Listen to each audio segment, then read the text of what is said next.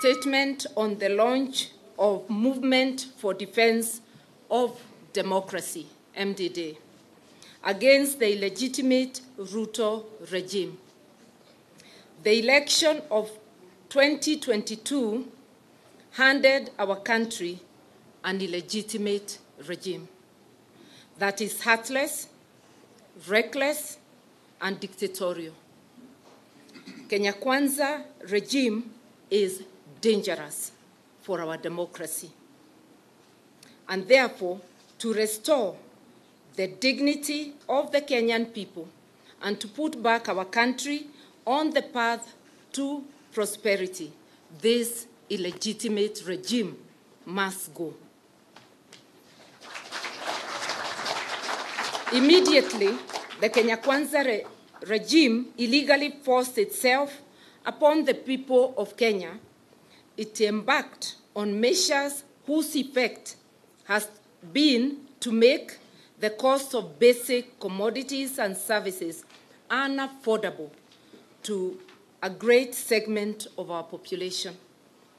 This illegitimate regime heartlessly removed subsidies to food, unga, electricity, petrol, diesel, and paraffin, thereby increasing the bus fares, removed subsidies to school fees, and has made life unbearable to a majority of Kenyans.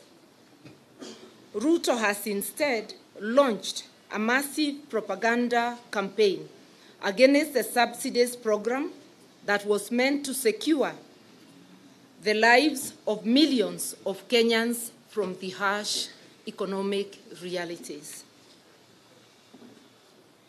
This is happening at a time when virtually every nation on earth has unveiled interventions to shield their citizens from the vagaries of economic decline. Fellow Kenyans, 2 weeks ago, on the 22nd day of February this year, we gathered at the Jivanjee Gardens and gave the illegitimate Kenya Kwanza regime a 14-day ultimatum to remove all these cruel policies, and failure to which Kenyans would take transformative actions. At that meeting, we said that all subsidies to basic commodities must be restored and taxes must come down within 14 days. We said the process of disbanding and remaking the IEBC must stop completely because it was an exercise in futility, which is null and void, and which is designed to create a William Ruto Commission. We said the IEBC servers must be opened and audited within 14 days. We said that if these demands are not met, we would lead Kenyans to launch a movement for the defense of our democracy in a campaign of mass action and civil disobedience, whose aim is to restore people's power, choices, and sovereignty in